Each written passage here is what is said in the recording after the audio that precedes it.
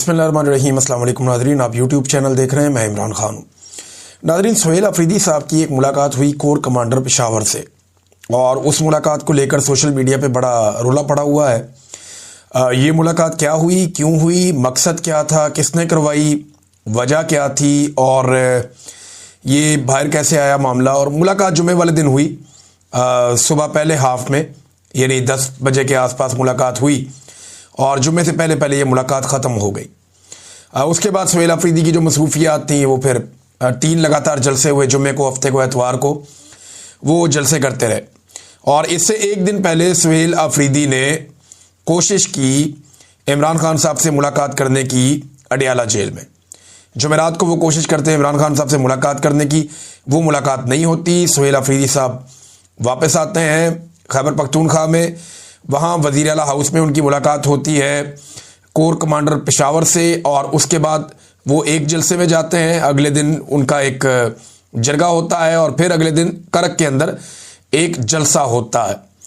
इन जलसों में सुहेल अफरीदी ने नहीं बताया कि उनकी कोर कमांडर से मुलाकात हुई। ये रूटीन की मुलाकात है, वैसे ये वज़ीर आला की ये होती रहती हैं मुलाकातें, लेकिन नॉर्मली ये चीज़ें सामने आ जाती हैं।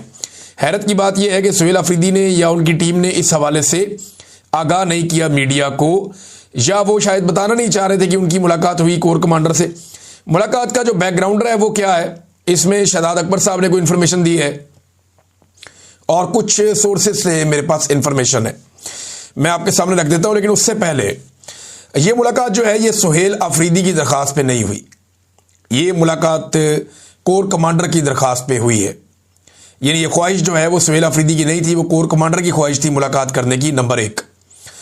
नंबर 2, एस्टेब्लिशमेंट का अपना जो सोशल मीडिया है वो इसके ऊपर गंद फैला रहा है और प्रोपेगेंडा कर रहा है कि सुहेल अफरीदी ने मुलाकात की कोर कमांडर से, वो तो कहता था कि मैं नहीं मिलूंगा। इस किस्म की बातें जो है वो एस्टेब्लिशमेंट का सोशल मीडिया कर रहा है। यानी पहले मुलाकात की दरखास्त कहां से आई, कोर कमांडर की जानिब से। मुलाकात के बाद प्रोपेगेंडा कौन कर रहा है, कोर कमांडर से रिलेटेड जो सोशल मीडिया है, एस्टेब्लिशमेंट का सोशल मीडिया, वो इसके ऊपर नीचा दिखाने की कोशिश कर रहा है सुहेल अफरीदी को। तो अब क्योंकि वो बात उन्होंने शुरू कर दी तो बात तो आगे बढ़ेगी। इसमें शहजाद अकबर साहब ने पहले इंफॉर्मेशन दी। उन्होंने कहा जी कि जुमे के रोज एक हसास इदारे के सूबाई दफ्तर के एक आला ऑफिसर ने सूबे के आईनी सरबराह यानी सुहेल अफरीदी से रब्ता किया और उन्हें अपने साथ कोर कमांडर के दफ्तर चलने की दरख्वास्त की। क्या हो जी, कोर कमांडर के दफ्तर हाजिरी है। जब गड्ढापुर साहब को कहा था तो वो कैबिनेट लेके पहुंच गए थे वहां पे, लेकिन सुहेल अफरीदी ने या आईनी ओहदेदार ने, जो पहले ही इस दफ्तर से मुलाकात से गुरेजा थे, यानी कोशिश करते मुलाकात ना करें, इन्होंने बड़े प्यार वाले अंदाज में जवाब दिया कि मेरे मनसब के तकाज़ों के मुताबिक मुनासिब यही है कि मैं अपने दफ्तर में मुलाकात करूं। यानी मैं उधर क्यों जाऊं मुलाकात करने के लिए, वो मेरा मनसब ऐसा है क्योंकि एक आईनी ओहदा है मेरे पास, बड़ा ओहदा है, तो वो मुझे मिलने के लिए आए। अगर वो तशरीफ़ लाना चाहें तो मुझे कोई एतराज़ नहीं। ये बात जो हसास इदारे का अफसर था उसको पसंद नहीं आई और उन्होंने नाराज़गी का इजहार किया और गैर मुनासिब लहजा इख्तियार करते हुए वहाँ से रवाना हो गए। जब ये मामला कोर कमांडर के इल्म में आया तो उन्होंने सूरत-ए-हाल की नज़ाकत को समझते हुए दानिशमंदी का मुज़ाहरा किया।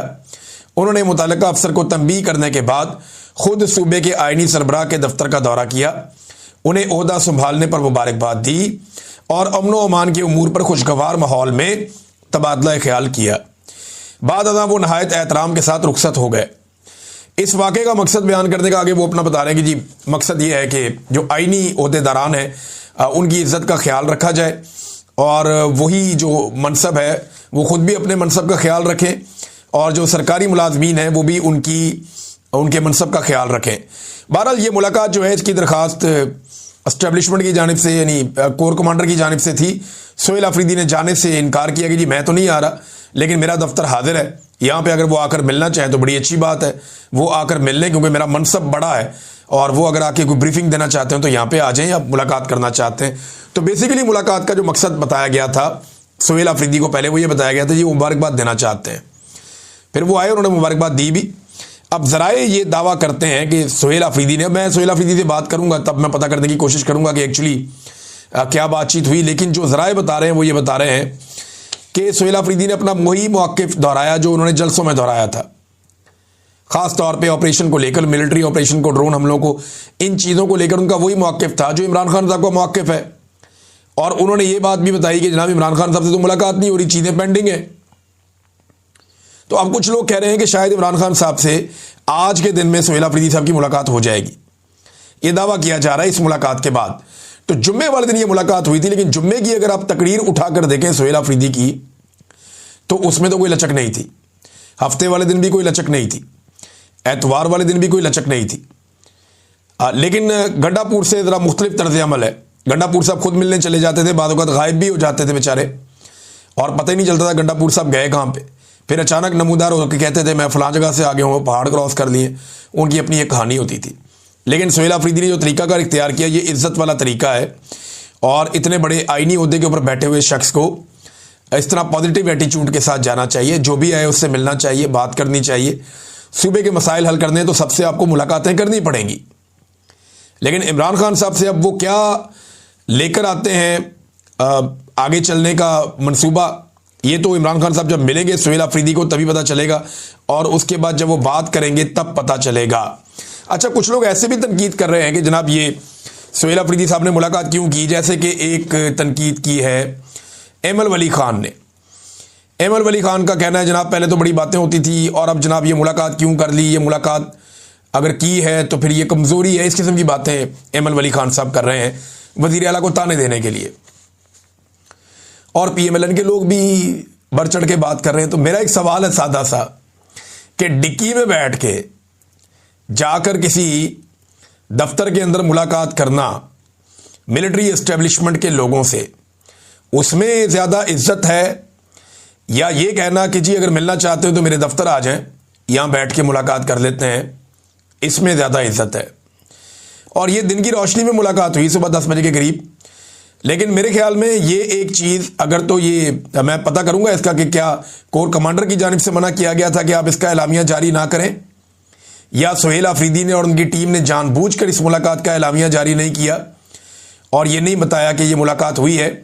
ये खबर इस तरह बाहर नहीं आनी चाहिए थी, उनको खुद बताना चाहिए था कि आज कोर कमांडर ने मुलाकात की ख्वाहिश का इजहार किया, वो आए और आकर मिले और फलां फलां चीज़ पे बात हुई।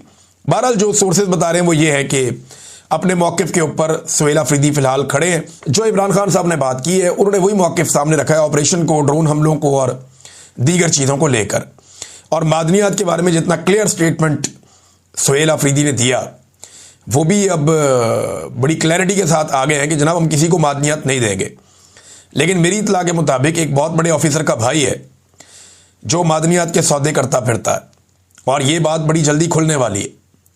मादनियात के हों, LNG के हों, दीगर मामलात हों, एक बहुत बड़े ऑफिसर का भाई है, बहुत बड़े ओहदे पे वो बंदा बैठा हुआ है और इसको डिग आउट कर रहे हैं। आपको खैबर पख्तूनख्वा से आने वाले दिनों में खबर मिलेगी इसके हवाले से कि वो सौदेबाजी करता है मादनियात के हवाले से, सोने के ज़खायर के हवाले से, और दीगर को जो सौदे रियासती सतह पे होते हैं उनके ऊपर वो सौदेबाजी करता है।